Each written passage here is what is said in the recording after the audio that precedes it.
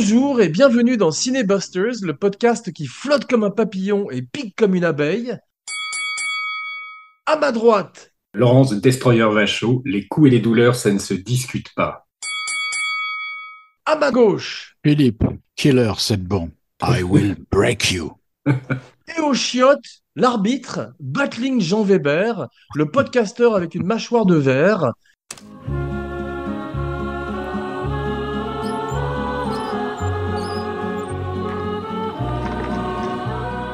Alors, partons sans plus tarder pour les steppes de Russie, nous entraîner en joguant dans la neige et en dépannant des paysans en soulevant leurs charrettes, tandis que Laurent nous ramène aux origines de Rocky IV, 1985, un des fleurons de la filmo de Sylvester Stallone, dans un chapitre intitulé Let's get ready to rumble. Alors, moi, je dois dire d'abord que je n'avais pas revu Rocky IV depuis. Je crois que je ne l'ai pas revu depuis que je l'avais vu au cinéma à l'époque, donc en 86. Parce que pour moi, c'était quand même le plus ridicule et bon, peut-être le plus drôle au 15e degré de la série. Donc, j'en ai profité aussi pour voir le deuxième montage, dont on parlera peut-être si certains l'ont vu. Bon, il n'y a pas des grosses différences, mais il y a quand même deux, trois trucs qu'on peut signaler. Alors, bon, j'ai vaguement entendu que Stallone avait dit à l'époque qu'il ferait jamais de Rocky IV, que c'était une trilogie à l'origine, donc tous ces discours, c'est généralement mis en défaut par le succès commercial. Donc là, il avait un vague argument en disant, ah mais si on arrive à resituer le personnage de Rocky sur le plan international, là, oui, je vais à l'inclure dans une histoire plus internationale, là, oui, je le ferai revenir. Bon, l'histoire plus internationale, c'est quoi? C'est le boxeur russe. Alors, c'est un film des années 80, c'est ça qui reste assez marrant, le côté caricatural réganien, avec les méchants russes qui sont quasiment décrits comme des espèces de Terminator. Enfin, mais bon, ça reste quand même un film extrêmement à la revoyure, là.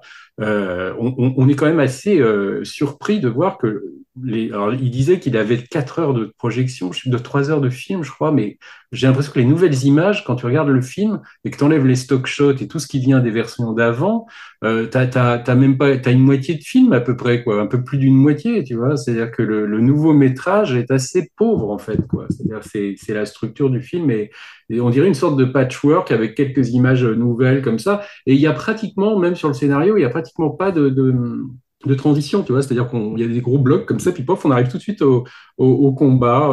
Enfin, c'est beaucoup plus. Je pense que c'est le plus court, sûrement, de tous les autres films de la série, quoi. Mais voilà, quoi. Sur la genèse, je pense pas qu'il y ait grand-chose à dire, parce que ces films-là, la genèse de ces films-là, on la connaît. C'est-à-dire que c'est juste, ça n'existe que pour des raisons commerciales, quoi. Mais ça a été le plus gros succès en France, je crois, de la franchise. Mais partout dans le monde, et moi ce qui m'a frappé, c'est à quel point le film est différent du premier Rocky 1976, John G. Avildsen, et à quel point Stallone est différent physiquement. Philippe, tu te Ah bah rappelles oui. du premier film? C'est un petit film Oui, oui, non, mais intimiste des années 70. Oui, c'est ça, il jouait un peu acteur studio, il était assez épais physiquement, et il jouait un Ouais. type un peu simple, quoi, un peu simplet. Ça a complètement disparu de la suite. Encore, bon, en fait, celui-là, il se colle au numéro 3, c'est-à-dire qu'il a le même physique, et c'est la même idée, on accole Rocky avec un combattant beaucoup plus fort que lui, et qu'il Ouais. arrive à battre au final parce qu'il est endurant, courageux, américain, etc., quoi. hmm. Ouais, c'est ça. C'est aussi absurde que si tu prenais par exemple Travis Bickle de Taxi Driver, tu vois, et que tu décidais tout d'un coup de faire une suite où il est une sorte d'Avenger, quoi, tu vois, il est devenu en fait un mec qui bosse pour le gouvernement, tu vois, et qui est une sorte de Nikita au masculin un peu, tu vois, ça serait un peu ils prennent un personnage réel qui était inscrit dans une vraie réalité sociale et qui était très très bien décrit, très bien écrit pour en faire une sorte de caricature, presque un super-héros, tu vois, c'est-à-dire que c'est la dérive le cinéma des années 85, tu as l'impression que c'est un peu de prendre les personnages des années 70 pour en faire des espèces de bibendums archi musclés, comme ça, musclés, qui ont finalement plus du tout d'humanité. Ben, c'est un peu, tu peux dire la même chose de Rambo, hein. Le Ah Rambo oui, 1 oui, pareil, ouais. était un type, bon, un peu spécial avec ses brushings et tout ça, mais enfin à peu près réaliste. Et le 2 et 3, c'est du délire, du pur délire. Il y Il y avait avait ça ça aussi aussi. dans de la même époque, hein, de Stallone, la suite de La Fièvre du samedi soir qu'il avait faite, tu sais, avec Travolta, Oui. Staying Alive, ça s'appelait, où Travolta était devenu un espèce de mec aussi bodybuildé. Enfin, c'était vraiment le culte du corps par-dessus tout, quoi. Et ces films-là, aujourd'hui, bon, bah, déjà, ils avaient vieilli assez vite à l'époque. Même des films, moi, que j'aime bien, comme Aliens de Cameron, tu vois vraiment que c'est inscrit dans cette époque-là de véganisme, de culte du corps, bon, il y a un peu d'ironie dans Aliens, mais, mais c'est des films qui ont un peu vieilli quand même, hein, si c'est pas complètement, quoi, dans le cas de C'est pas Rocky, quoi. faux. Mais on voit que le développement du 4 démarre juste après le succès du 3 où Stallone affrontait Mr. T lui-même. Et le deuxième était plus ou moins une copie conforme du premier. Le 5 était franchement moins bien, on peut parler brièvement. Comment vous vous placez par rapport à la série des Creed où Stallone apparaît de moins en moins, Philippe? Ça m'inspire pas du tout, les Creed. J'ai vu les deux premiers, je verrai pas le troisième. Mais Ouais. voilà, je l'ai vu parce que je voulais voir où en était Stallone. Tu sais, voir ces films maintenant, c'est un peu se dire comment il va, le vieux Sly, tu vois, on vient prendre des Mhm. nouvelles, quoi. Et alors, dans Creed 1 et 2, bon, bah, il a vieilli, mais il est toujours en forme. Enfin, tu vois, c'est vraiment un mec de la famille à qui on vient dire bonjour, quoi. Il est Où il est évincé du malade, c'est 3. quoi? C'est le Et 2? celui où il est malade, c'est le 2. Et Laurent, est-ce que tu peux nous parler, parce qu'il a été évincé du 3 à cause d'un différend aussi violent qu'un combat de Rocky avec Irwin Winkler, un des deux producteurs.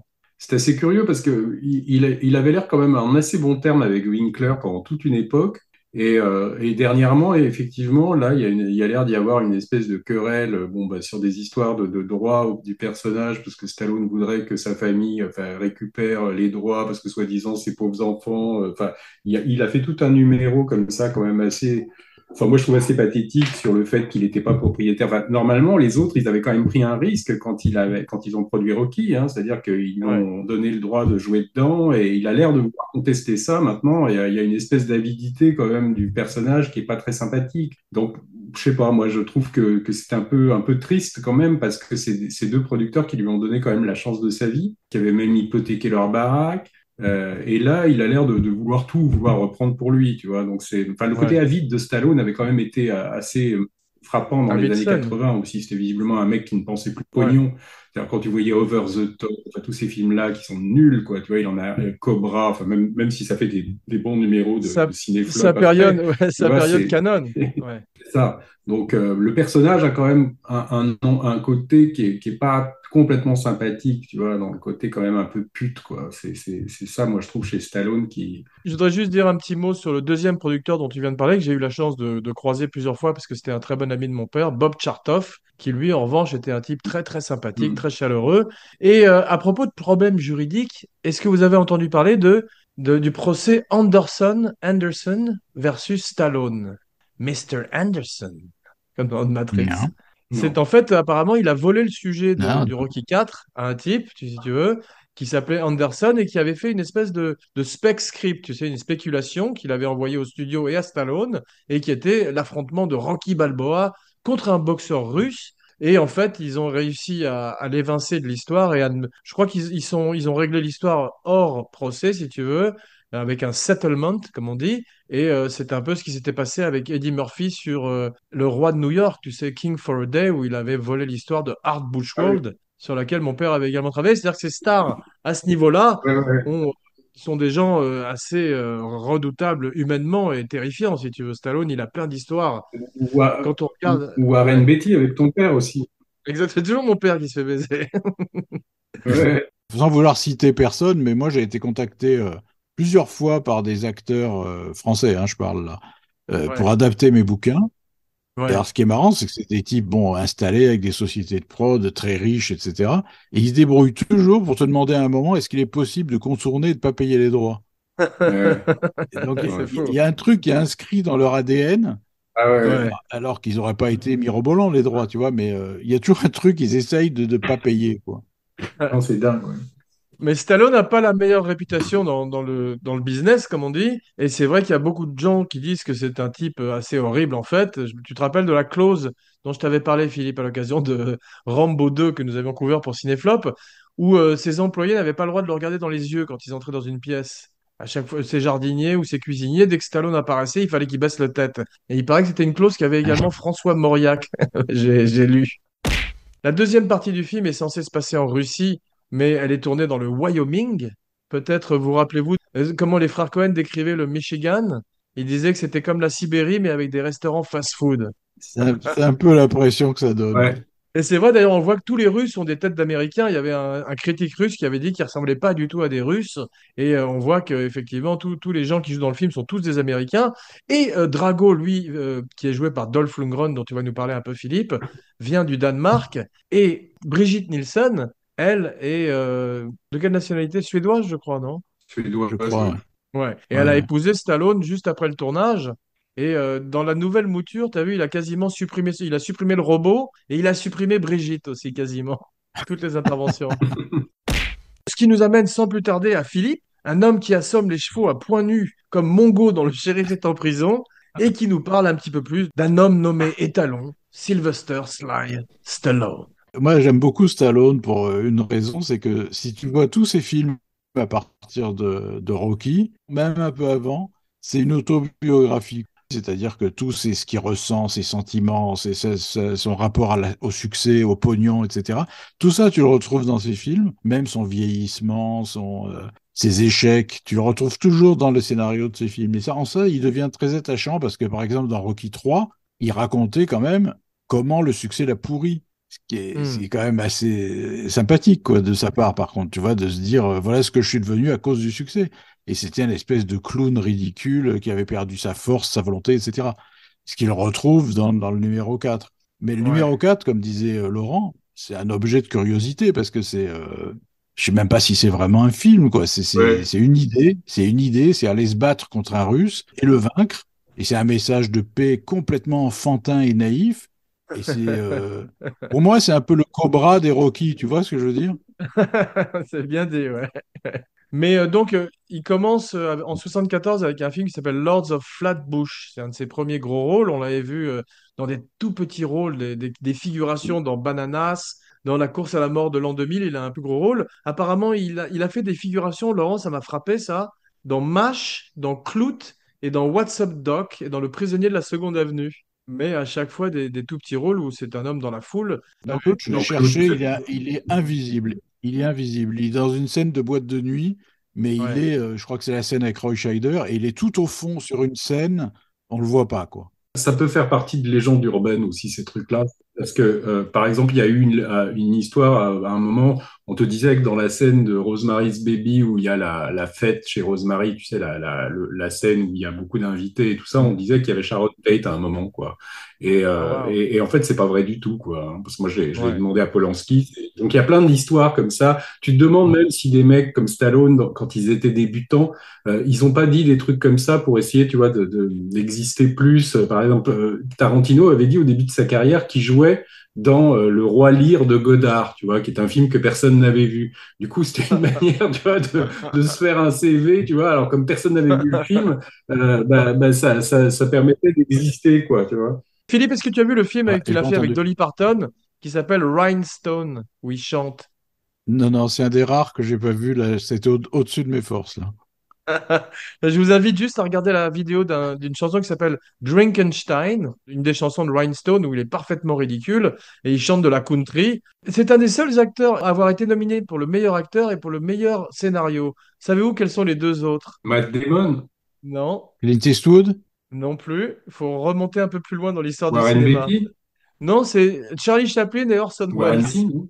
J'allais Ah dire ouais. Orson Welles, ouais. Ouais. Warren Euh, Beatty, il a pas été nommé pour Reds, scénario.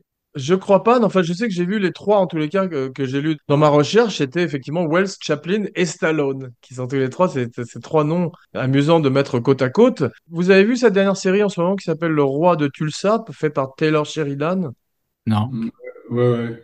Enfin, j'ai pas vu tout, moi, mais c'est plutôt sympathique. Enfin, j'ai vu les deux, trois premiers épisodes. J'ai pas continué après Ouais. parce que franchement, ça m'a pas passionné, mais Parlons un petit peu de Dolph Lundgren, donc, qui était, au départ, il était videur de boîte de nuit. Ensuite, il a été l'amant de Grace Jones. Savez-vous quel était son premier film?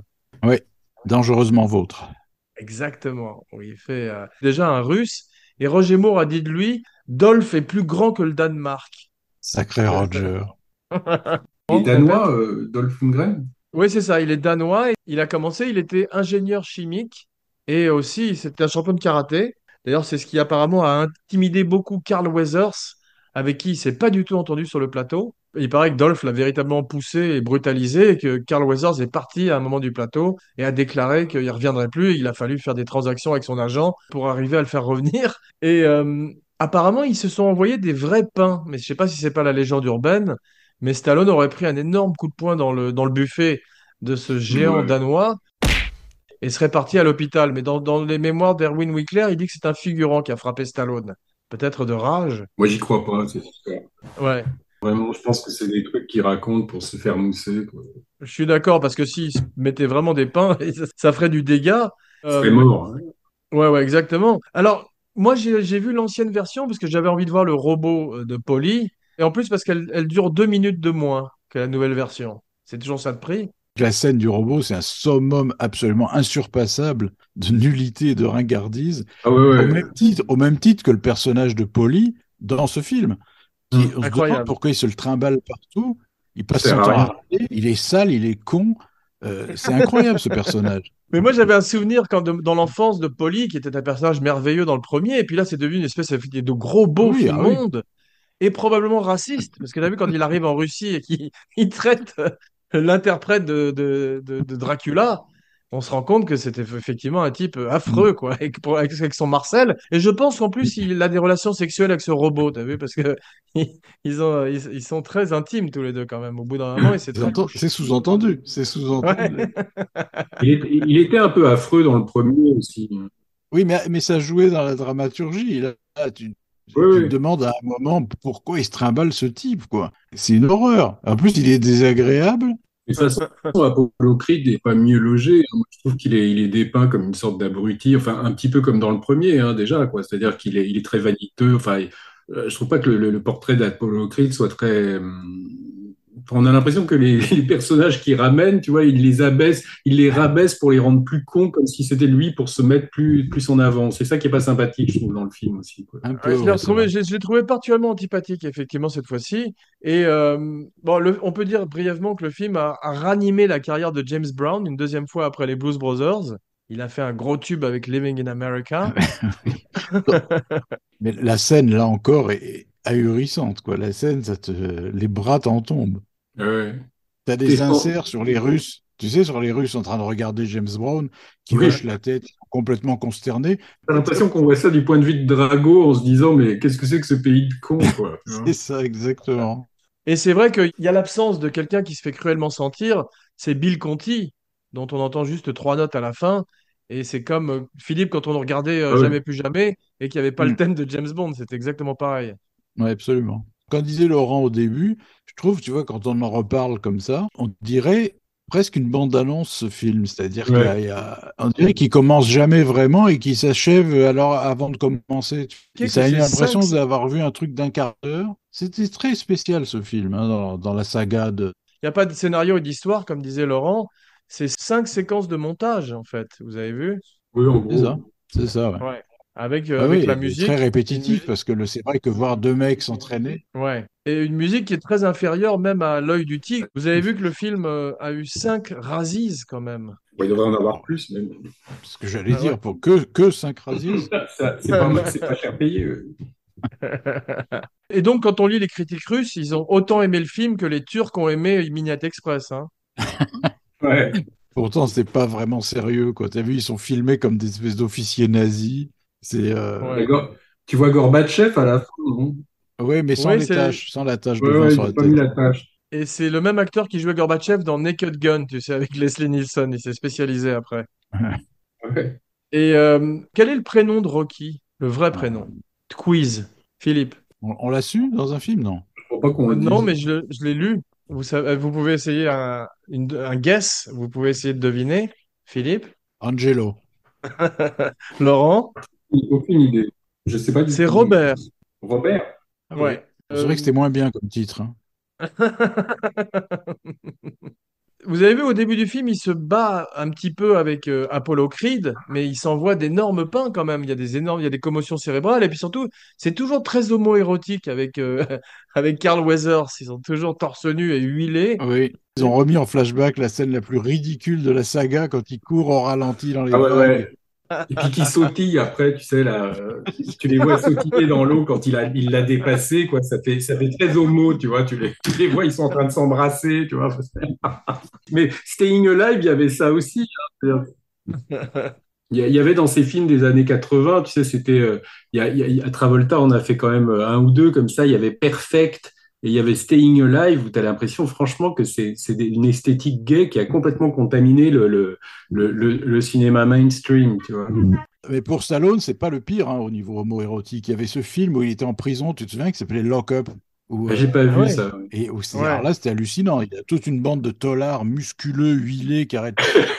C'est hallucinant ce film. Hallucinant. Bon, je crois qu'on peut accuser Stallone de plein de choses, mais je pense pas qu'il ait jamais eu de rumeurs sur sa sexualité. Non, Non, c'est non, vrai, c'est peut-être il a pour ça pas. qu'ils se rendaient pas compte de ce que ça rendait, quoi. C'est vrai, mais tu sais, il y a un truc qui s'appelle le fanfiction et le shipping en Amérique où ils racontent des fictions érotiques sur des personnages. Et là, je pense qu'il y en a eu pas mal sur Apollo Creed et Rocky. Et Stallone ne doit pas s'en rendre compte, comme vous le dites, quoi. Mais au début, il est dans la chambre Ah avec oui, oui, non, forcément. Adrienne. Et il a une robe de chambre digne de Demolition Man. Je me suis demandé s'il allait sortir les trois coquillages, t'as vu? Dans les trivia, j'ai lu qu'il y avait plus de 8000 personnes qui avaient auditionné pour Drago et ils ont pensé pour son entraîneur à Rutger Hauer. Ah bon? Ouais. Talia Shire n'a rien à foutre dans le film. Elle revient, elle aurait pu avoir une Pareil. plus grande carrière. C'est pas une mauvaise actrice, hein. Je trouve quand ils la font revenir en Russie, c'est très anticlimactique. En fait, un des meilleurs acteurs du film, j'ai trouvé que c'était quand même Dolph Lundgren. Parce qu'au début, ils ont raison de ne pas le Oui, faire oui. parler du tout. Ouais. Il Et est très bien dans le film. ouais, il le traite comme la créature de Frankenstein au début. Il dit pas un mot et il est très imposant physiquement. Et effectivement, c'est lui qui est le plus crédible finalement de toute cette histoire. Il s'est fait un look vraiment intéressant avec sa brosse blonde Ouais, et son dentier noir, là, son protège-dents noir. Il a ouais. vraiment, on dirait un robot. Non, c'est très réussi, ça. Par contre, le physique de Lundgren est le gros atout du film, à mon avis. Je me suis demandé si dans la centaine de films qu'il avait fait, il avait jamais joué un officier nazi parce qu'il aurait été terrifiant, je trouve. Ouais, c'est vrai. Non, je sais pas. Je n'ai pas bien suivi sa carrière, à part Expendables avec Stallone. Un de ses meilleurs rôles, c'était dans Universal Soldier face à Van Damme, où il se laissait aller un petit peu. Et j'avais bien aimé aussi Ouais. un film qui s'appelait I Come in Peace. Vous vous rappelez, où il y avait un extraterrestre qui jetait des DVD Oui, oui, oui. sur les gens. Je me Et- souviens pas. Je crois l'avoir vu que dans Rocky 4 et dans le James Bond, moi, c'est tout. Ah ouais, ouais. Et je crois qu'il y avait Bah, un il a film où fait. il était pas mal, un film où il était pas mal qui s'appelle Men of War. T'as vu ça? Ah, j'ai entendu parler, Et ça ouais. avait plutôt bonne réputation, ce film. Ouais. Et Sans j'ai doute, vu. ça, il paraît que c'est son meilleur rôle. J'ai pas vu. Ouais. Mais je l'avais vu aussi dans Punisher. Tu te rappelles, il avait fait la première version cinématographique de Punisher avant Thomas Oui, Jane et Bernthal après. oui, oui. Et il n'était pas très crédible avec ses cheveux teints en noir, mais c'était avant la mode des super-héros. Donc il est arrivé un petit peu tôt sur le coup. Et en voyant le film, je me suis rendu compte que le robot avait presque un rôle plus important que Stallone en termes de présence à l'image. On n'arrête pas de voir ce robot dans la première partie du film, vous avez vu? Et tu sais pourquoi il a disparu de la Ouais, nouvelle oui, mais version, c'est too Laurent? much, quoi. Ouais. Mais apparemment, il aurait disparu de la nouvelle version parce que Stallone ne voulait pas verser d'argent au créateur du robot. Ah bon? C'est Ouais, toujours toujours pour des le questions. même système. Je sais pas pourquoi ils sont radins comme ça.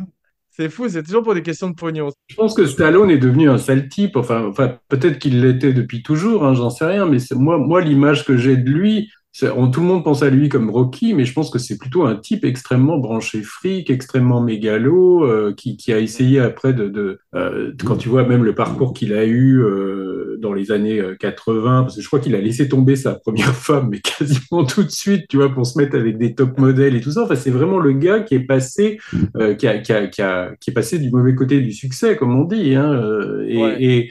et voilà, quoi. Je pense qu'il n'aurait pas eu la franchise de Rocky et je ne sais pas s'il serait vraiment resté de lui, hein, parce que bon, oui, il y a Rambo, mais bon, globalement, Stallone, c'est Rocky et Rambo. Le reste, ça n'existe pas tellement, hein, quoi. Il y a Copland où il était formidable, mais il aurait dû en faire plus comme Copland. Il a Mais qui préféré prendre connaît de l'argent. Copland, tu vois? Ouais. tu vois à quel point Schwarzenegger, qui est plutôt un comédien très limité aussi, finalement est plus intéressant que Stallone parce il avait une sorte de recul par rapport à lui, je trouve. En tout cas dans ces années-là, hein, quand dans les années 80, je trouve que il faisait des films plus marrants que Stallone. Même il a fait True Lies, tu vois, il a quand même eu une rencontre avec Cameron qui était un vrai metteur en scène, alors Ouais. que Stallone n'a pas vraiment eu de rencontre avec des réalisateurs, tu vois. Il n'a jamais eu son Cameron, effectivement, parce que Mais la filmographie ouais, de Schwarzenegger est vachement plus intéressante. Ouais. Parce qu'il l'aurait pas laissé, je pense il l'aurait pas laissé exister, quoi. C'est-à-dire qu'il est tellement mégalo qu'il aurait pas laissé exister un metteur en scène de talent, tu vois. Parce qu'il a eu plusieurs projets avec William Friedkin, je me souviens. Ouais. Ils en ont eu au moins deux. Et ça a jamais réussi à donner quoi que ce soit, parce que je pense aussi que c'était des questions d'ego. Et Friedkin, qui est quand même pas le dernier aussi au niveau ego, il a dû se dire, si je me retrouve avec un acteur qui a le pouvoir de me virer ou qui va vouloir faire le film à ma place, ça va pas pouvoir se passer, tu vois. Donc Ouais. c'est ça aussi, je pense, qui a rendu les films possibles. Bah, c'est sûr, ouais.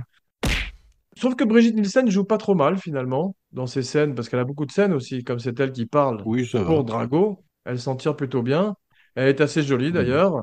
Je voudrais signaler la présence de Tony Burton, le garagiste qui a été coupé dans The Shining. Et il y a même une scène où il joue aux échecs, tu sais. Apparemment, il avait joué aux échecs avec Kubrick.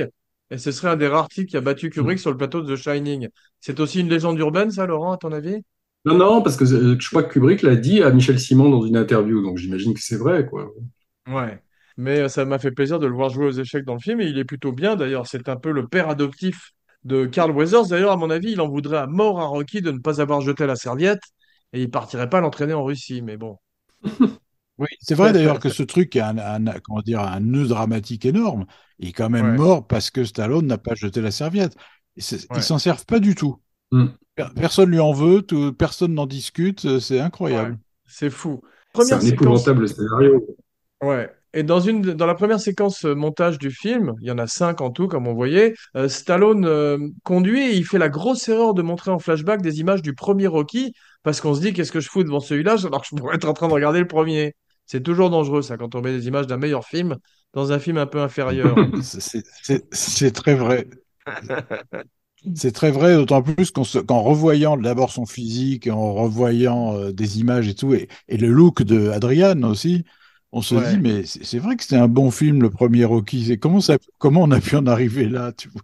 Ah oui, Moi, à tu un vois autre niveau, ça Mickey. m'avait fait la même chose avec le Parrain 3. Il y a une grande séquence du Parrain 3 où quand tu les vois danser, tu le vois quand il danse, quand il se marie avec la fille sicilienne et tout ça, et tu te disais, mais Exactement. c'était bien avant, quoi, tu vois. Très bonne analogie, c'est exactement ça. Et vous avez vu dans le film, Stallone est un parfait mari, parfait père de famille et parfait beau-frère. C'est vraiment un personnage tout à fait Oui. sans tâche, Ouais, extraordinaire. ouais.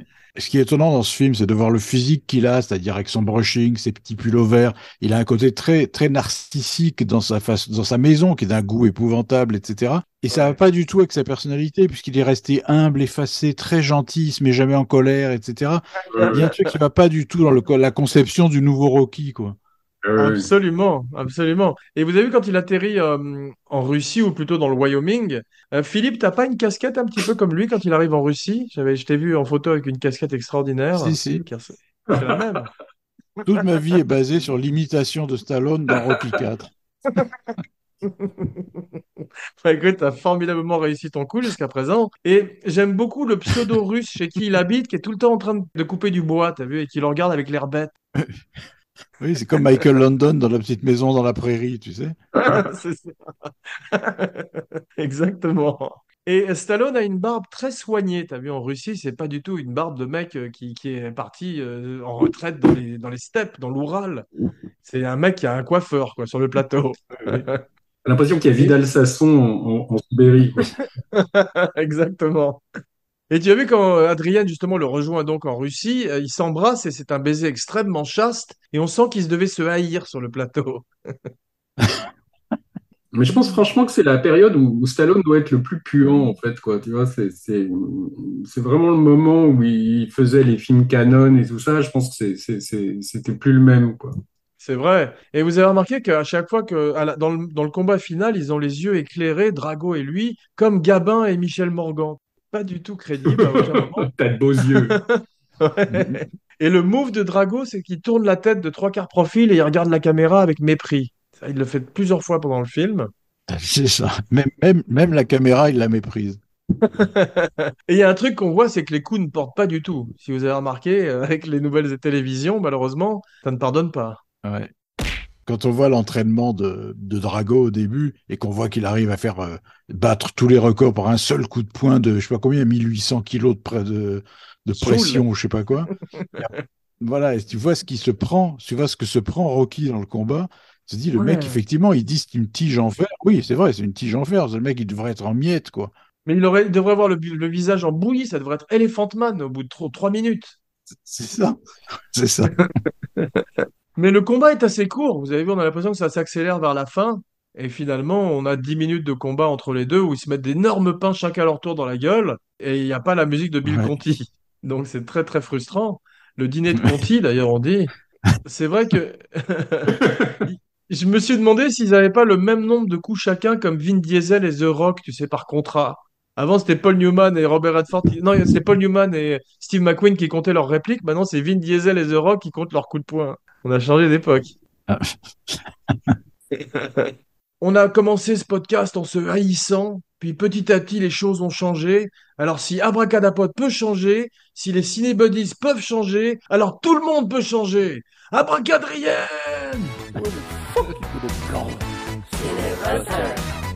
Bien, merci mes cinébuddies pour cette émission chaotique et ce voyage au pays des poids lourdingues. La cloche a sonné, match nul comme l'émission. Émission qui revient dans quelques jours, mais avec un meilleur son cette fois-ci et une formule différente, mais toujours le même esprit. Abracadapod est mort.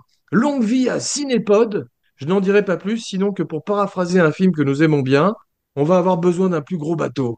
En attendant, n'oubliez pas de liker, de partager, de commenter, de follower et de vous abonner partout où vous écoutez vos podcasts. Plus 5 étoiles et une bonne critique sur iTunes pour aider le show à gagner en visibilité. Et surtout, n'oubliez pas de souscrire à la chaîne YouTube d'Abracadapod avec les fantastiques vidéos de Romain Lenoff.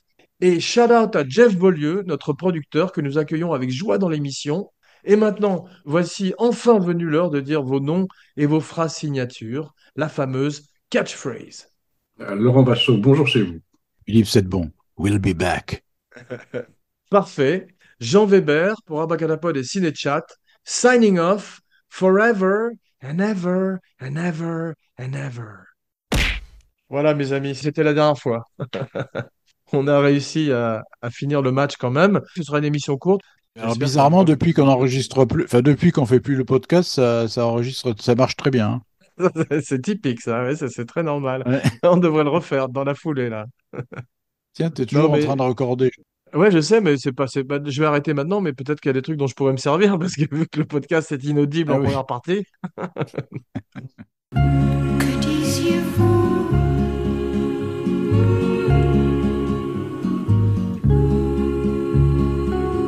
Et bienvenue dans Cinéchat. Ok. Alors, vous êtes prêts? Ouais. Oui. Bonjour et bienvenue dans Cinébusters, le podcast qui... Merde. Pod.